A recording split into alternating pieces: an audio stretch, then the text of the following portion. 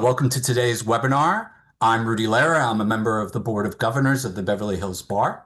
I'm delighted to introduce today's speaker. He's Professor Jonathan Barnett. Professor Barnett specializes in antitrust, intellectual property, and corporate and business law. He has a focus on innovation policy and strategy in technology markets.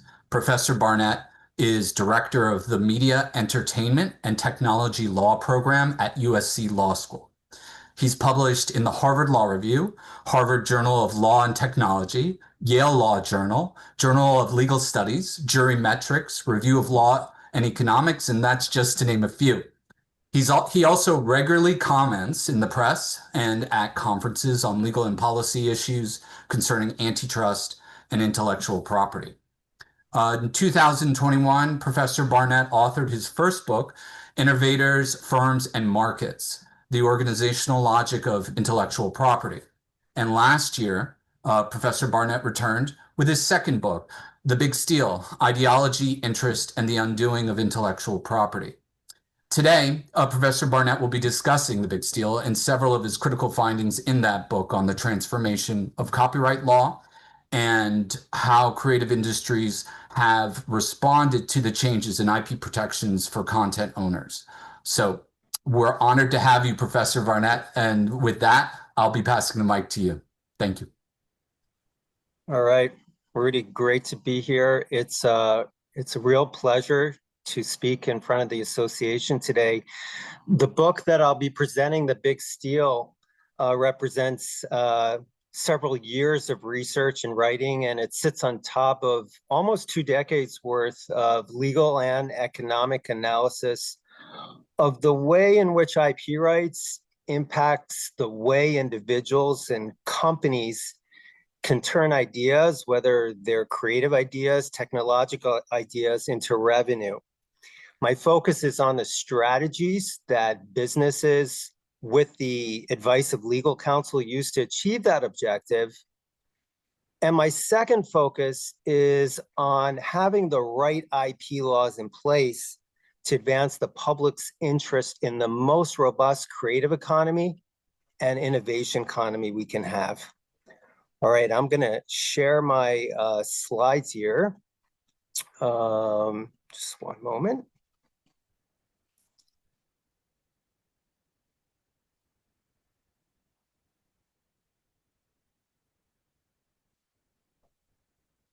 All right, so let's get started.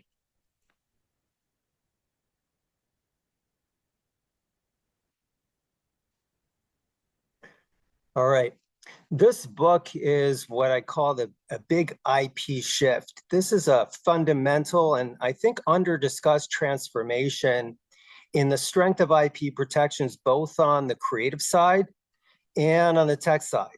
So on patents on the tech side and copyright on the content side. Given what I understand is the association's focus, I'm going to focus on the content side, but I'm also going to talk about the tech side as well, because there's some amazing commonalities between the way IP protection has changed in both of those sectors. And the book addresses 3 big questions. First is a legal question. I document step by step how in the courts, in Congress, in the antitrust agencies, this shift occurred. It's a one-way shift every way you look. Pretty much every opportunity that a government entity has had to weaken IP protection since about the mid-2000s, they've done so. The second is, why did that happen? And that's really the heart of the book that I'll be getting into. It's a confluence of business interests and ideological interests, hence the subtitle of the book. And the third question, which is the most complex question, I'll leave that to the end, is this shift a good thing? Is this a good thing for all stakeholders in our innovation economy? And by innovation economy, I mean the tech sector and the creative sector. Okay. Now, I just want to lay out some big picture concepts before I promise we're going to get into some of the nitty-gritty legal details. And the example I'm going to use is something that I know should be familiar to everyone, and that's the smartphone device that we use for better or worse pretty much all the time. And I'm going to focus on the smartphone because I want you to think about that as a type of digital platform that aggregates tech assets, what I'm calling ICT assets, information communication technology assets, and creative assets. And then I want to just go up one step on top of the supply chain. Who's producing those assets? Okay, in the entertainment industry in Southern California, we know who that is. Those are the production companies and the thousands, tens of thousands of individuals that are active in that industry. And what I'll be getting into in a little bit more detail, though it's not super fine amount unless you have questions about it, because my focus on content is on the tech innovators. Okay, but the thought I want to just leave you with right now is that the brains behind the smartphone, the computing and communications technologies that make those work, those tend not to be technologies that are developed by the platforms that you're seeing day to day. Okay, but the smartphone, the device maker, or the search engine, or the social media aggregation engine, they rely on this technology, they rely on this content, but they tend not to produce that content. They tend not to produce that technology. Why is this business point so critical? Because it means that for platforms, both on the content side and the tech side, they're consuming technology, they're consuming content. That means that it's an input. Any business wants to reduce its inputs. You're a restaurant owner, you want to pay as little as possible for the materials that you need to produce food for your customers. And usually the way that we do that a business does that, is through negotiation. But the platforms are so large that what I show in the book is that they have been able to exert influence to change the underlying rules of the game in tech and content markets. And what rules are those? Those are the property rights rules, the IP rules. And how have they changed those rules? They've made IP rights weaker. And what I'll try to show to you is that by making IP rights weaker, you can pay less for content that you need if you're a platform. You can pay less for tech that you need if you're a platform. In many cases, you can pay nothing at all.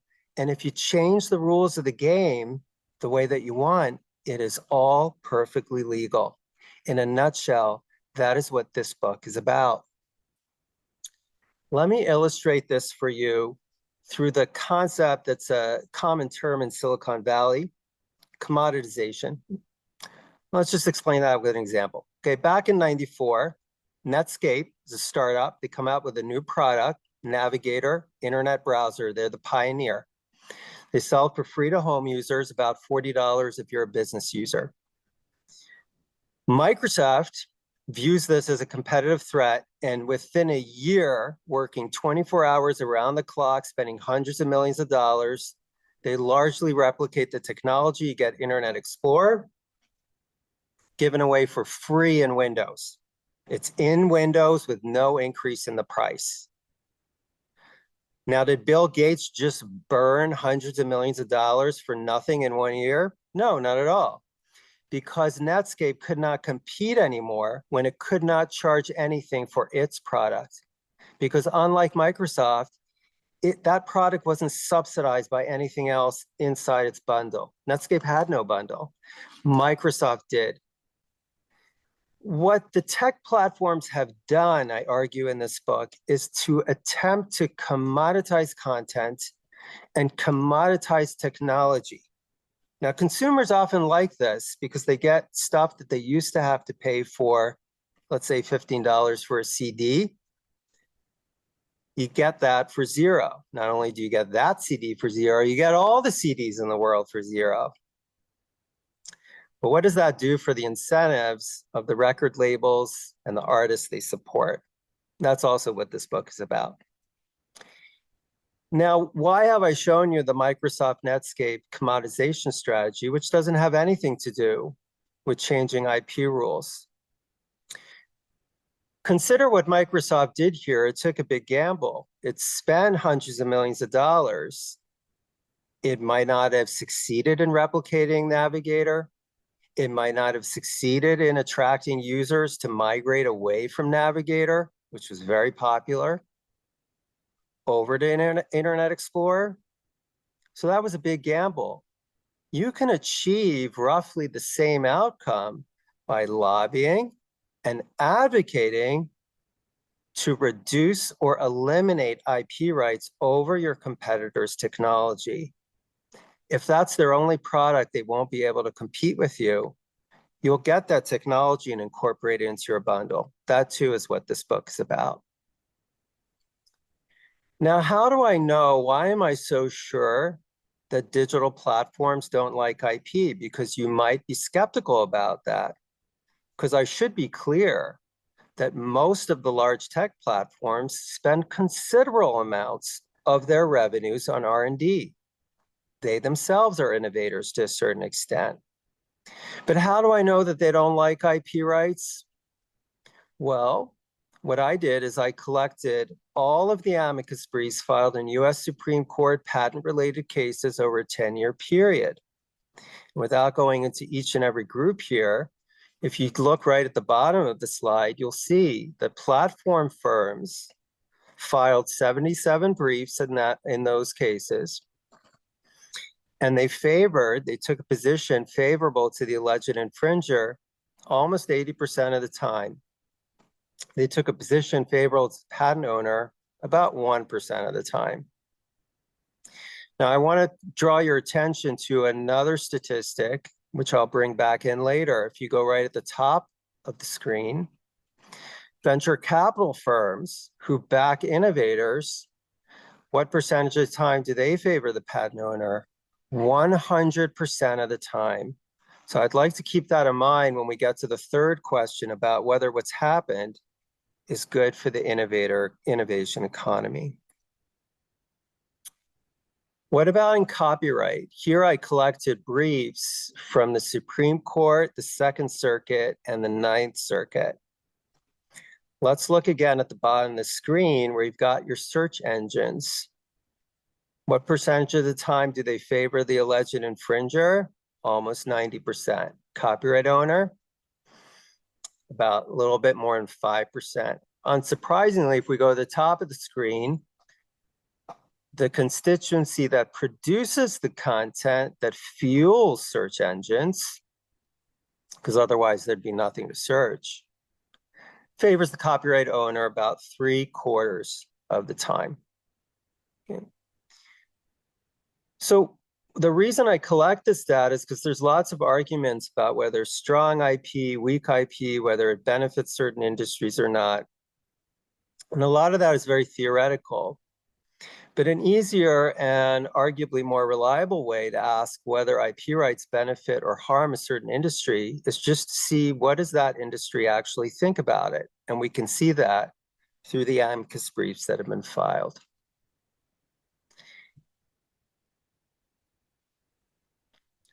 Now, an important question that's addressed in the book is why is it that, as I said, courts, Congress, antitrust agencies, since roughly the mid-2000s through the present, with a few exceptions, they have almost always accepted and adopted the view advocated for by digital platforms to weaken IP rights. Why is it that policymakers have apparently reached the view that weakening copyright, weakening patents is in the public interest? And the argument made in the book is that the mechanism that explains this, that accounts for this very consistent tendency, is what I call an accidental alliance. What I mean by that is that roughly around the same time that digital platforms rise in prominence in the economy and start to advocate and lobby for weaker IP rights, concurrently, there emerged in the academy, specifically much, not all of, much of the legal academy, a school of thought that is deeply skeptical of the value of robust IP rights, or in some cases, any IP rights at all. The book argues that it's the confluence of the business interests of digital platforms. Again, nothing nefarious about it. Every business wants to reduce its input costs. They have achieved that objective through lobbying and advocacy. It's the confluence of those activities with ideas propounded and developed in the legal academy and portions of the economics community. And the simple fact that consumers just like getting things for free. I like getting things for free, and you probably do too. The confluence of these three forces created an intellectual climate that was favorable towards weakening IP rights. Policymakers are sensitive to intellectual climates. They're sensitive to what they think their constituents want and believe, and they responded accordingly. That's the basic framework of the book. What I'll be showing you in the remainder of the presentation, until Rudy tells me I've run out of time, and I hope to reserve time for questions at the end. So please post your questions to the Q&A, and I will endeavor my best to get to them. I'll be now going through in detail exactly how this accidental alliance occurred. How did ideas coming from the academy intersecting with advocacy from the tech business community, or the platform business community, more precisely, how did that result in this weak IP policy trajectory? So let's start with content. One thing I do in the book is I take legal developments and I contextualize it with what's happening in the economy. So big picture on this slide is that as the internet becomes more and more a part of daily life, as measured by the number of households using it on a regular basis, the courts become less and less hospitable towards robust enforcement of copyright. So let's take an example. 1999, Napster's launched from a college dorm room, and it goes what we today call viral. The courts initially sided strongly with the copyright owners, and Napster was shut down. But if you fast forward to 2010, the landmark suit brought by Viacom and other content owners against YouTube, the court sides heavily with YouTube in a generous reading of a safe harbor under the Digital Millennium Copyright Act that I'll get into. What happened between 2001 and 2010? A lot more people are using the internet. A lot more people are used to getting content for free. And what else is happening, as I'll show you, is that what I call the information wants to be free school of thought. Sorry, one moment.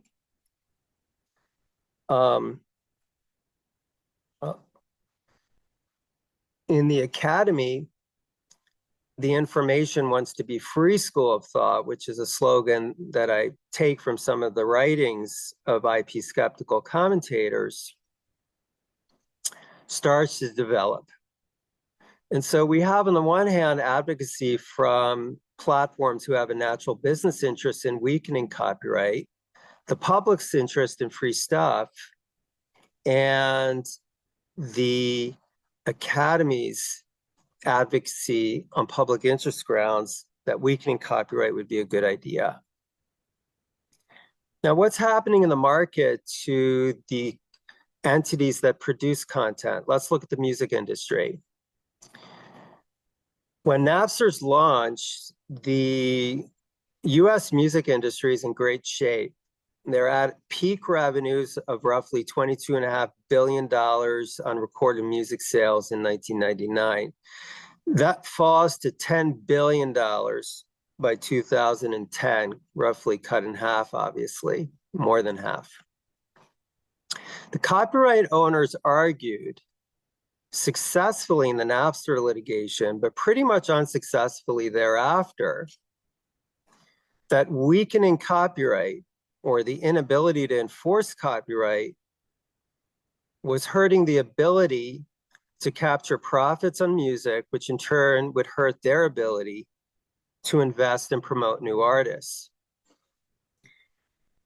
That may sound like a common sense, intuitive idea. Let's see what they thought in the Academy. In the Academy, there was an empirical study published in working paper form in 2007, which argued that piracy had no significant effect, no material impact on the sales of recorded music. So let's state this claim in plain English. If this is true, it means that when you go from a world where you have to pay $15.99 for a CD for the greatest hits of Billy Joel, just picking an artist I like, or getting it for free, that has no significant impact on the incentives of consumers to keep paying $15.99 for greatest hits of Billy Joel, right? Yet, during the same period, recorded music sales were cut more than half. But if the 2007 paper is correct, it fell by more than half for some other reason. This paper has been widely cited. What you're seeing on this graph is I'm measuring the influence of a publication by the number of times it's cited in the academic literature. The 2007 study, which is on the right-hand side, is cited far more, as you can see, than any other study. I'm referring to the OSG study. Now, this is interesting, not only because the first study that argues that piracy is harmless to copyright owners is cited the most, but also because every single other study, these are empirical studies that have tested the hypothesis that piracy is harmless, except for one other study,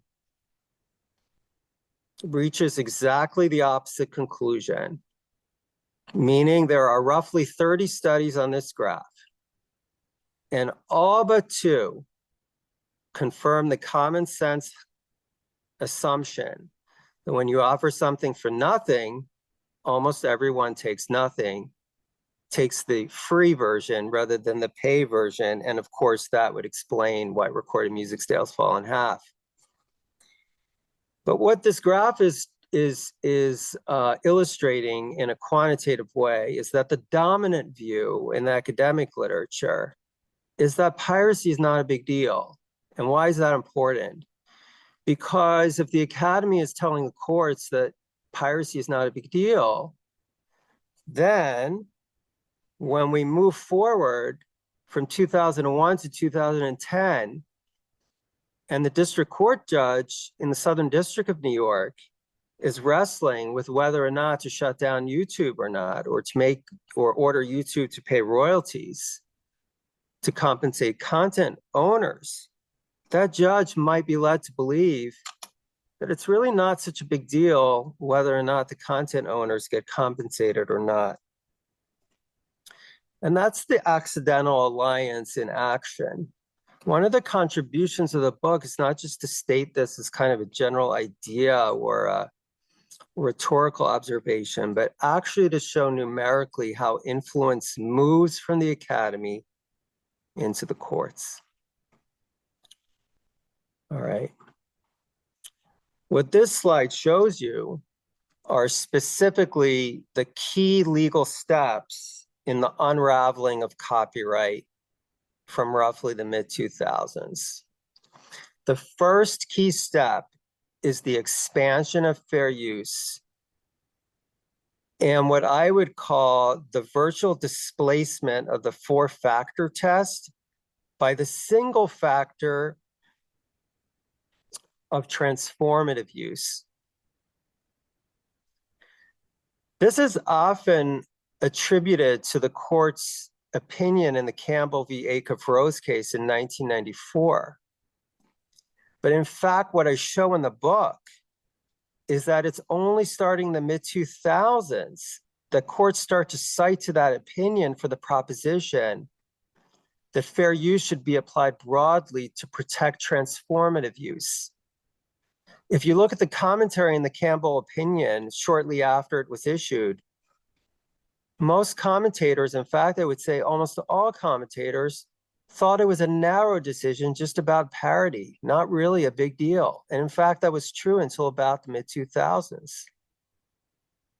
What we also see in the fair use case law is that courts don't really honor anymore explicit instructions from the Supreme Court in the Harper and Row precedent in 1985, and also often overlooked in the Campbell decision in 1984, that out of the four factors, the most important factor is whether or not there's been significant harm to the copyright owner.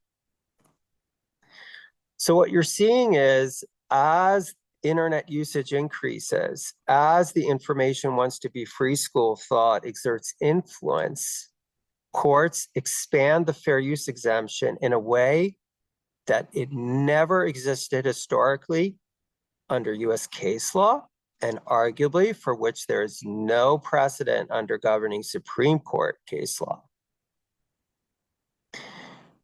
The episode involving the proposed SOPA and PIPA bills in 2011, 2012, which would have expanded indirect liability for platforms for infringing use by users on the platform, was withdrawn very quickly because there was a huge public outcry and a lobbying campaign by digital platforms. A really great illustration of something we wouldn't contemplate today, where the public is siding with the views of the digital platforms to change policy. I mentioned the Viacom v. YouTube decision. This is one of a number of decisions that interpreted the safe harbor from liability for platforms that was contemplated in the Digital Millennium Copyright Act for user infringement, right? So if a user is uploading infringing content to YouTube, the DMCA contemplated that YouTube or the parent Google would be liable under certain circumstances, but they did create a safe harbor. What I show in the book is that the courts in Viacom and other decisions interpreted the safe harbor in a way that makes it exceptionally easy for platforms to comply with it by having a notice takedown agent, and effectively read out from the statute what seems quite clear from the legislative history, that if there was rampant infringement on the site and the platform operator was doing nothing significant to stop it, the legislative history makes it fairly clear that the platform should be liable in that case. The Viacom decision rejected that argument, and a number of other prominent appellate decisions rejected it. As I argue in the book, it's difficult to reconcile those decisions with the language of the statute, especially when it's informed by the legislative history.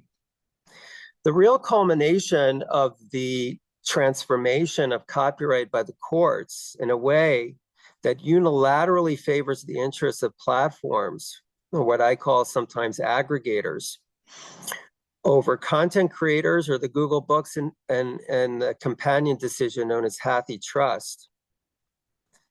Fair use, building on this transformation in the case law of that exemption starting in the mid-2000s, exonerates what, until the advent of AI, was, I think, can fairly clearly be identified as the single largest case of mass copyright infringement through the digitization of millions of in-copyright books with no royalty paid to the copyright owner. Those decisions and the others you see on this slide, and there's many others that all tend in the same direction, reflect a successful advocacy campaign by platforms that have a natural business interest in reducing the cost of acquiring content that is a necessary input for their business. If you look at the Viacom v. YouTube decision, the documents obtained in discovery clearly show that the YouTube managers sought to secure as much content, as much high quality content as possible. The business logic is obvious. The more content you have, the higher quality content you have, the more users you have, the more ads you can sell. As you may observe, this is the exact same logic that I illustrated through the Microsoft Netscape example. Microsoft commoditized browser technology, giving it away to users because it enhanced its Windows product, from which it was able to, which it sold at a positive price to device users. Same logic applies here. Google Books commoditizes books. YouTube commoditizes music. They give it away to users because it attracts paying advertisers. It's the same model, it's a different mechanism, because in order for Google Books to work, in order for YouTube to work, you have to take a gamble that the courts will rule in your favor and they will change the law in a way that removes any liability for doing so. Google Books took a gamble in digitizing millions of those books, because if it had lost, it would have been liable for billions of dollars in statutory damages. It won that gamble, and in the process, changed the rules of the game in content markets in a way, again, it favors the interests of platforms over copyright owners. All right, I see that I'm need to move forward a little bit. I'm going to go through the developments on the tech side a little bit more quickly, because I want to get to that complex question of whether this is all of this is a good thing or not, which I haven't expressed any view on so far, just describing what happened. And then we'll have time for questions. All right. So bear with me if you are not a patent aficionado, but trust me that if you found the commoditization strategy interesting on the content side, it should be interesting to see that the very same strategy played out on the tech side. All right. So back in the early 80s, Congress, to simplify a whole bunch of details, decided it was a good idea to strengthen patent protections. And the reason they thought this was a good idea is that there was a lot of concern at the time that the US was falling behind on innovation and our patent system was too weak. And to do that, Congress enabled research universities to take out patents on discoveries that derived partially or indirectly or directly from federal research funding. This is the basis for today's tech transfer industry. Congress also established a brand new Court of Appeals, the Federal Circuit. And the Federal Circuit, in the years after its establishment, adopted decisions that in fact strengthened protections for patent owners. And unsurprisingly, when patents became more easily enforceable, innovators took out more patents. Makes sense. This elicited a vigorous critique from academia, in this case, both legal academics and a significant number of economists. And this graph that you're seeing here, which shows the increase in patents granted and applied for per million US residents, academic commentators widely called this a patent crisis.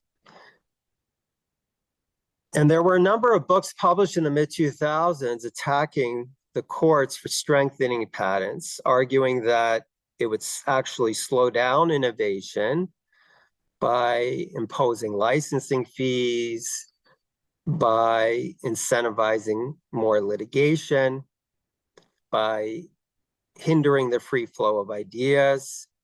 There were a handful of books that defended the reforms.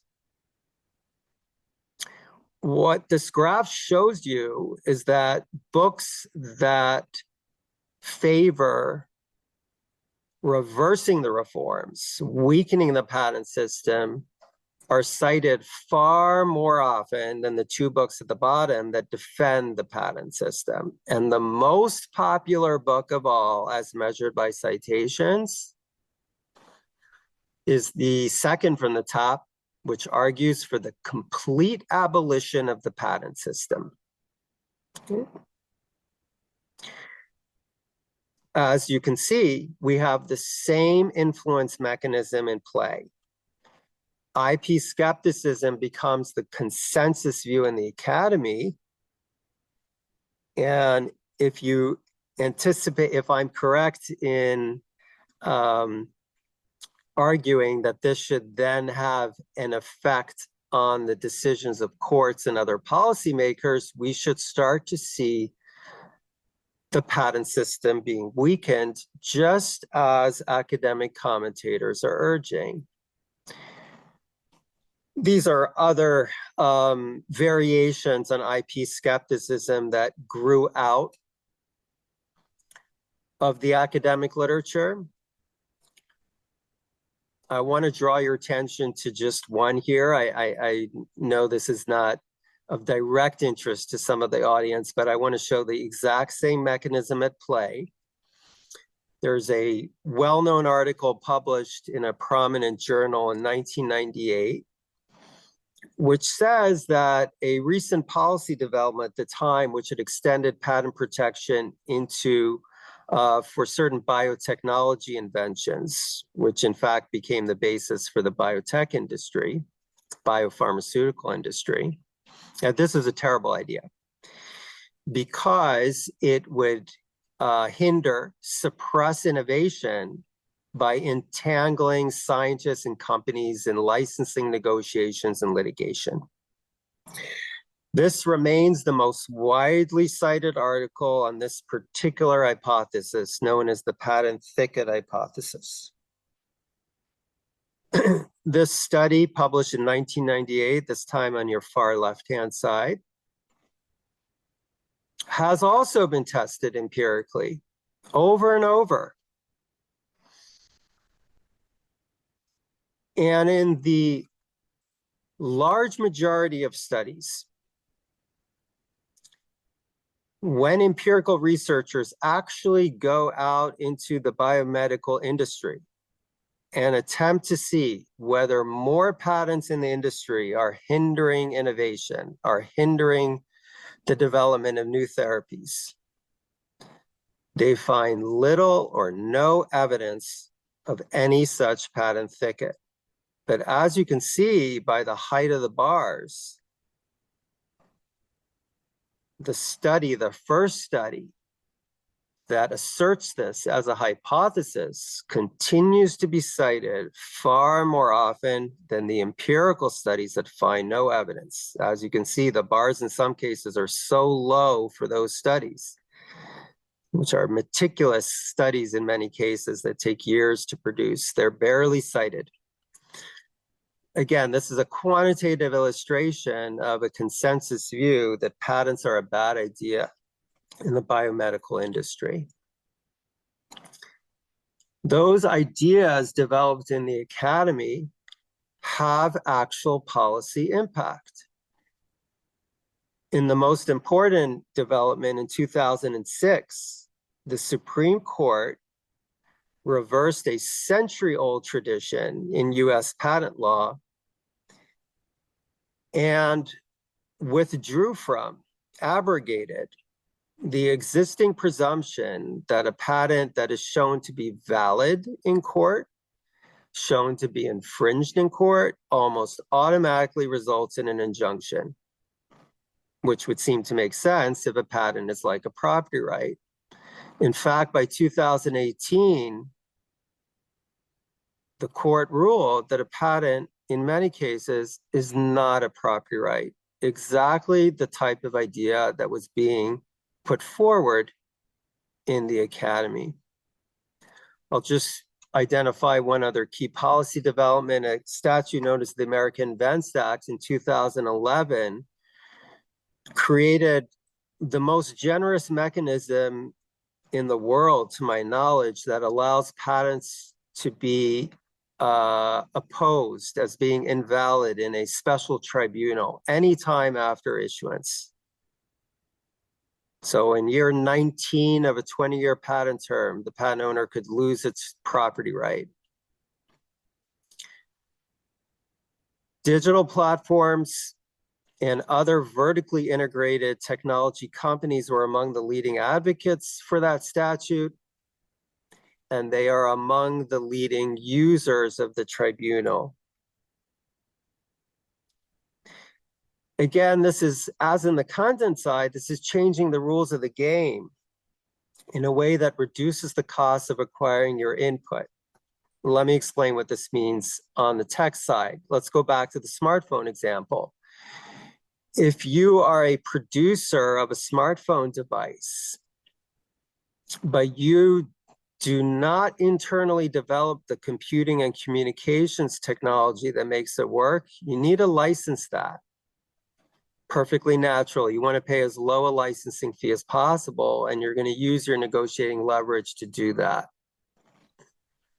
But what's happened in the tech markets in a way that's very similar to the content markets is that as property rights over technology has weakened, so for example, when a patent owner can no longer expect to have an injunction, the user of that technology no longer fears losing access to that technology. They may fear damages, but the worst case scenario is a lot better now. And what that does is it shifts bargaining leverage from entities that are producing much of the technology that makes your smartphone work to device makers that implement that technology. And that reduces the licensing fee paid to the entities that stand at the top of the tech supply chain. All right. So to wrap up here, before we get to questions, let's ask whether this is a good idea or not.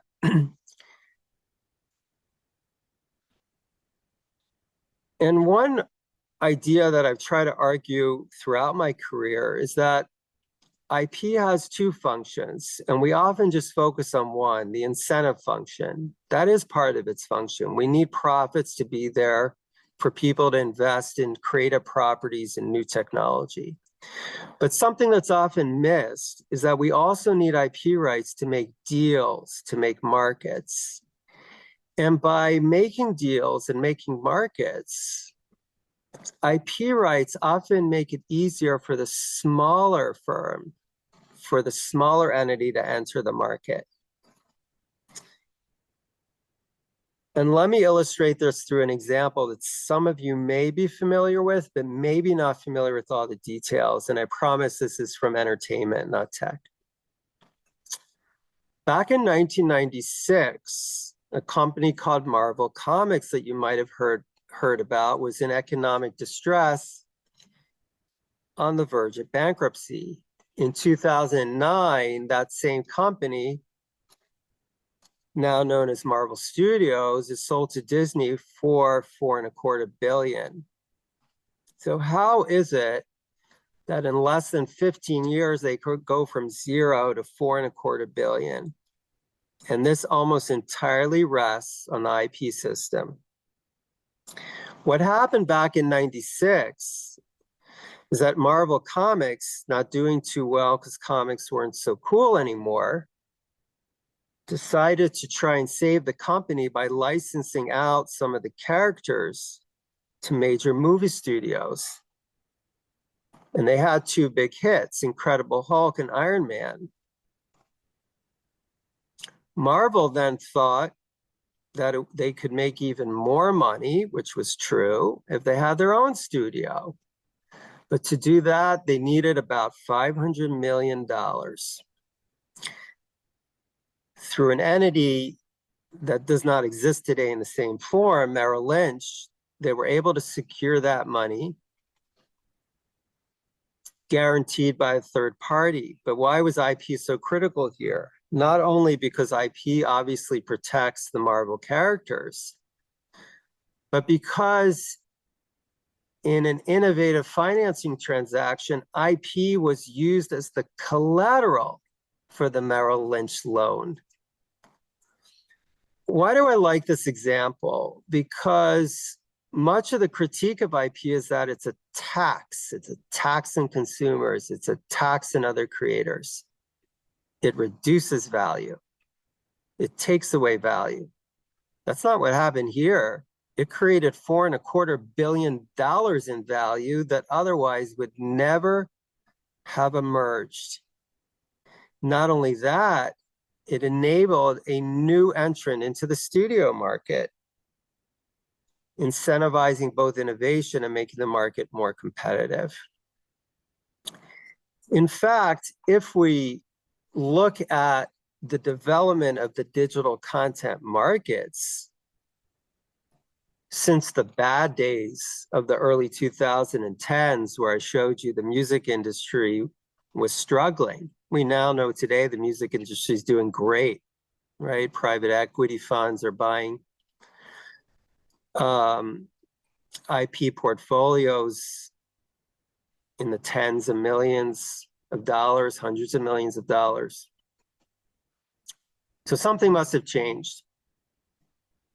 Now, I haven't told you copyright laws changed. It hasn't. So does that mean my whole thesis is wrong? The markets don't really need IP? Not at all. If we look at digital content markets that have adapted to the weak IP environment, what they have done, as I show in the book, is that they have filled in that IP deficit, that IP shortfall, through a combination of contract and technology. So starting with the Apple iTunes service, music recovered by offering both a reasonable price point, but using technology to control access. That's a type of property right. We see the same thing in ebooks. And we see the same thing in video streaming. Wherever we look in digital content markets, they recover when property rights are restored to some extent. And that suggests that the academic critique that information markets, content markets can do fine without IP is not true at all. And there's an exception that proves the rule here. If we look at the news industry, they're not thriving. They're not thriving because the free ad-based model didn't work. And ironically,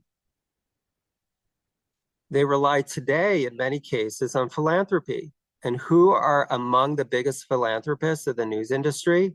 Google and Facebook. What does that suggest? It suggests that when IP rights are weakened excessively, it's great at the beginning. You get all the existing content for free. But then either your content pipeline will run dry, or you'll have a lot of cute cat videos. You'll have low value content. That, no offense to cats, man. And that's the ultimate message of the book. I can go into greater detail, but I want to leave room for questions. The third and more complex question, the book argues, is that we have created an IP system that is skewed. It works well for platform-based business models where you give away one thing to sell something else. But when that one thing you're giving away has been produced by others and they're not compensated for it, they will exit the market. they will not be able to attract capital. And in the long term, while we all like free stuff in the short term, in the long term, that's not good for the US creator economy. It's not good for the US innovation economy in the long term. All right, so it looks like we have about a little less than 10 minutes. So I'm gonna stop the share and go to questions. All right, so I'm just gonna take these in order. Is Judge Alsop's recent transformative fair use favoring Anthropic correct in your view? Okay. Well, it's a new decision, and I'd like to read it in more detail, but you wouldn't be surprised to learn that I'm concerned about whether that decision is going down the path of Viacom v. YouTube. It's continuing to preserve in place a copyright system that systematically favors the interests of content implementers, content aggregators over content creators.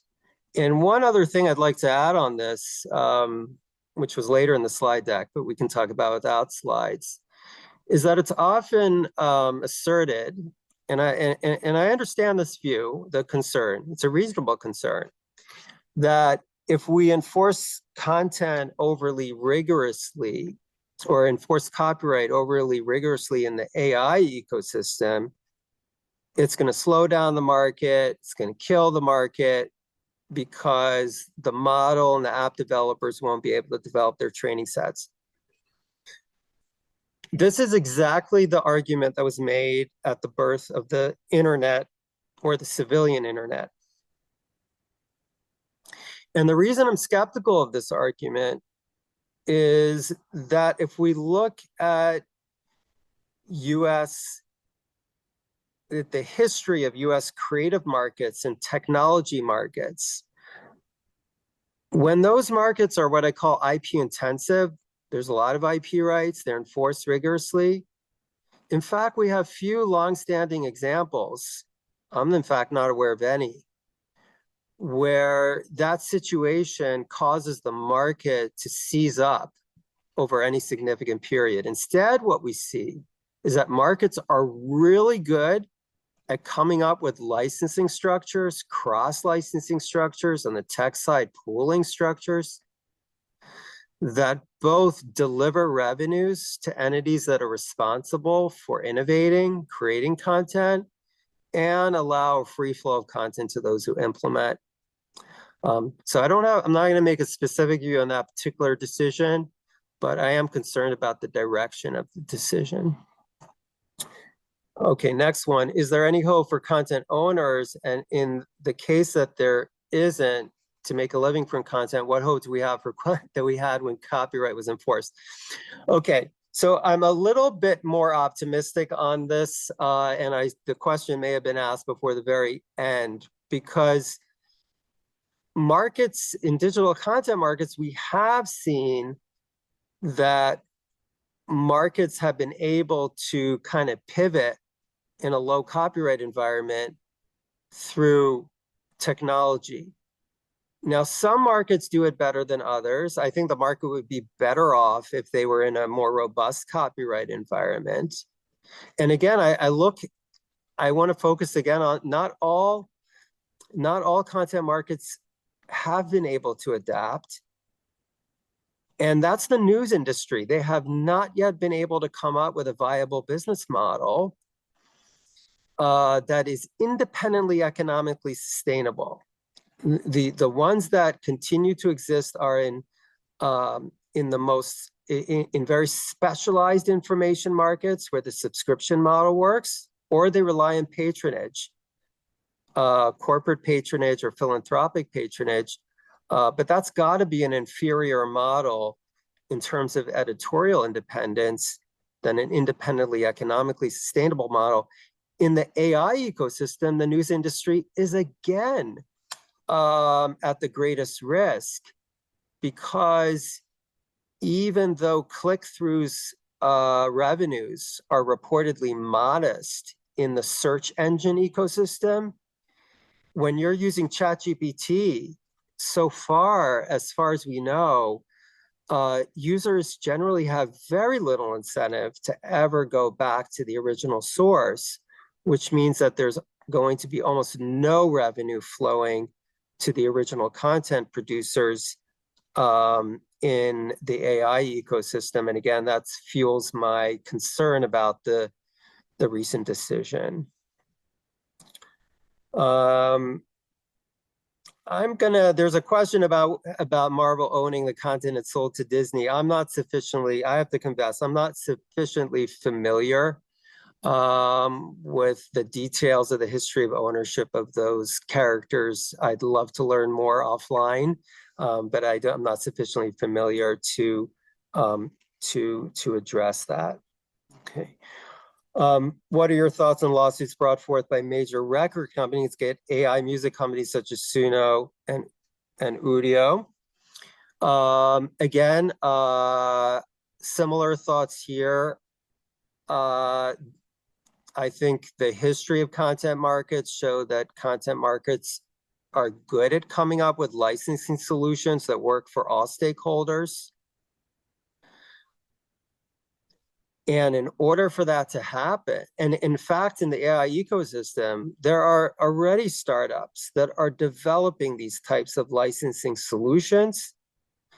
Licensing solutions create a wide range of price points. They enable markets to develop. They enable access to technology for the app and model developers, and they still deliver revenues to the music creators. So we don't have to have concern that music creation would fall entirely or the high value music creation would fall. And so again, that's the same concern. And one thing I should point out, there's another question on the Anthropic decision. Just point out two things there. There's currently about a little bit more than 40 litigations in progress, depending on how you count them, in the AI space about copyright. The Anthropic, the Alsop decision is the most recent one, so obviously it gets the most headlines. Some in the audience may be familiar with the Thomson Reuters Ross Intelligence decision where the court rejected the fair use defense.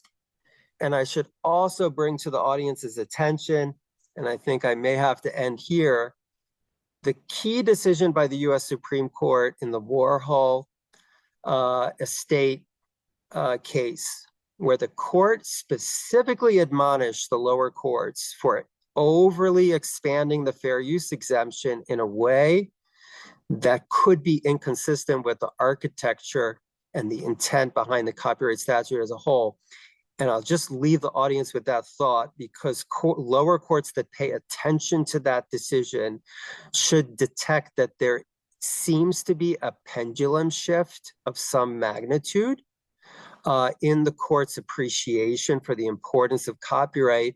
And so the way the law plays out in AI may turn out to be different than the way it played out at the dawn of the internet. It was great speaking to you today. Great. Thank you so much for your questions. And I'm happy to take comments directly at my USC email address. If I've elicited your interest enough in the book, it's of course available on Amazon, Barnes & Noble, and from the publisher directly, Oxford University Press. Thank you so much. On behalf of the bar, I want to thank you, Professor Barnett. It was an excellent presentation. I think I saw a note that some of the book is the result of maybe 15 years or more of research, and you clearly drive it home in a nice quantitative way by demonstrating with the amicus briefs what is in fact happening before the courts. And it's by no accident, and you can't dispute it. It's black and white. It's a fascinating subject.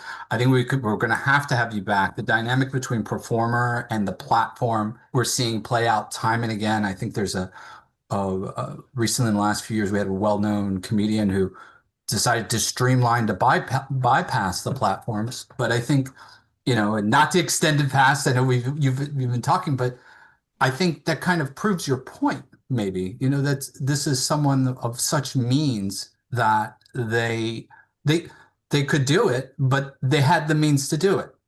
John and Jane Doe, who they don't necessarily have that type of backing. But it's such a fascinating subject, and I know the members of the bar appreciate it. And I did get one question too, which, not to put you on the spot, my understanding is you also do consultant and expert services in IP area as well, or Yes, okay. absolutely. Okay. So we will absolutely have to have you back. We can talk about that. And then, as it was noted in the chat, your book is available, or you had just said your book is available both in electronic form and the old school hard copy, and an excellent read. So thank you very much for appearing, again, on behalf of the bar. We really appreciate it. So Thanks so much. All right. thanks for attending, everyone. You may be eligible for CLE credit in your state. Visit bhba.org/podcasts for more information.